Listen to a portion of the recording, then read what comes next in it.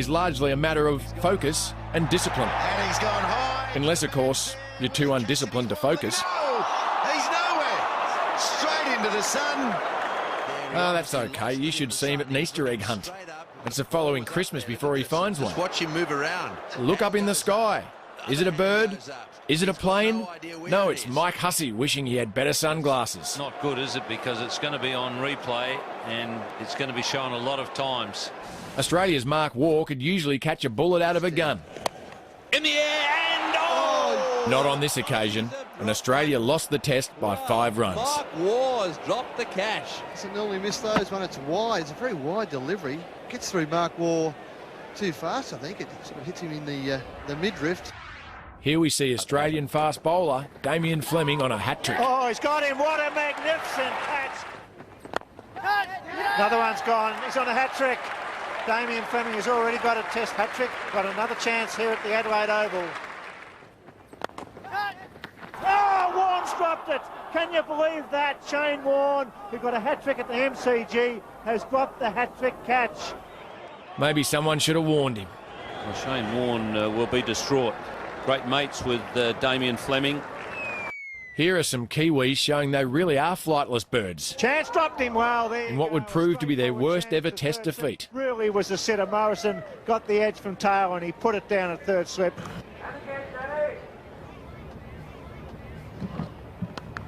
Edged and dropped. Second chance going down off Morrison. Proof that drop catches lose matches. In a cut shot, they're hard to pick up at first slip because they are played so late. That was a tough one for Great Batch. Not to be outdone, Pakistan dropped 5 on the opening day of this test match. Hooked on, dropped. Would have been a terrific catch. Including Michael Slater 3 times. He got a good piece of it, and watch Malik there right off the ground. Oh, and that's gone straight to gully, and he's put it down. What a blow. So there we go, just to his right slightly, and he was snatching at that one all right. And they've dropped another one. Well, that must be so disappointing for that young man. Very good length. He's brought Slater forward, caught the edge. All that gear, that's a drop catch. Bit of flight and just enough turn to catch the thick inside edge. And really should hang on to those, particularly off your own bowling. There he is, and he's got him. He's dropped it. Can you believe that? 5 today. It was there. He bowled it wide. Waugh was a little bit tentative. He slashed at it. It was a sitter, and it wasn't Macklin. Put it down. Geez, there's more drops here than there are in the ocean. England captain Graham Gooch described this 1991-92 Ashes side as the worst fielding side I have ever been in. Perfect line from Devon Malcolm, and Graham Gooch in his final test match puts him down. Good to see him making a contribution. And dropped. Not so much of a keeper as a sleeper. So England really have made a mess of it in the catching department.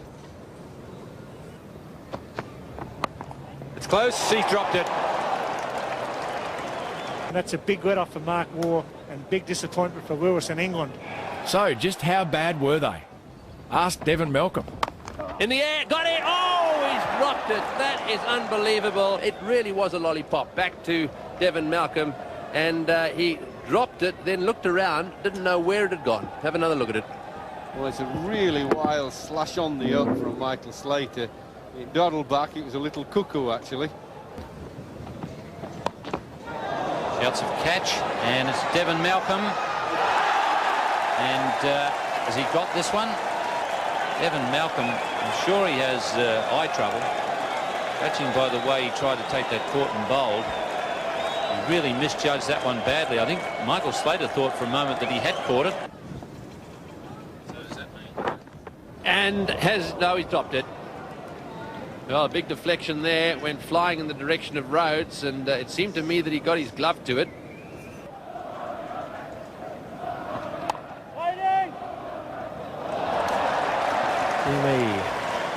Okay, Devon, here's some footage which will make it up to you. Now he's given him. Angel has gone. Might have been a misfield, But it was a brilliant recovery from the big fast bowler. His catching may not be all that good, but he's just removed Joe Angel. He certainly can't see the ball, and he can't field very well, and he can't catch very well. But he can definitely throw that cricket ball, and fast. But never let it be said that England don't get right behind their bowlers. It's Angus Fraser. Oh, he's dropped it. Oh, Except, of course, if it's Darren Goff. That was in the air for so long. Angus Fraser got himself in a tangle down there. The sun wasn't in his eyes, that's for sure. Down, did it carry? I think yes is the answer from Darren Goff. I've no doubt it carried. Catches win matches. England keep this up, they got no hope. When it comes to poor fielding, this West Indies side really takes the cake. The wicketkeeper again has got in the way of Brian Lara. Disinterested and distracted, they combined indifference and lack of effort to great effect. Well, that was quite an interesting bit of fielding by the bowler there. The ball hit back at him. He normally would have just bent down and picked it up. Oh, and that's a bad miss. Thank you, Richie. Just a few figures on that. He's fumbled. good shot, dropped in. Hard, sharp, caught and bowl chance, but you've got to take those. I know fielding saves runs, but here the West Indies saved running. It's been terrible today, the fielding of the West Indies. Ian Chappell's mentioned it once or twice. They get three here, two extra runs. It's great running, but terrible cricket by the West Indies.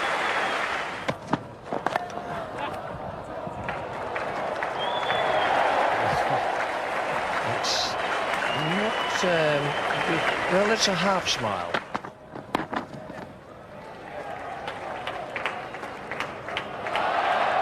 I don't believe it. Michael, I don't believe it. Perhaps the West Indies should have shown some of the courage of our next fieldsman. And four more. Oh. Has that ball caught the seagull, or has the seagull caught the ball? One less seagull on the ground. Well, it really is on the ground. But that hit him very, very hard.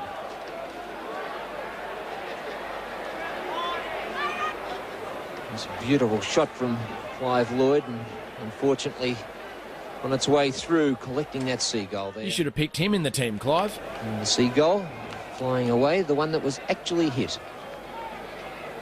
Tremendous recovery by those seagulls. Yeah, right. And thank goodness that everything's okay there.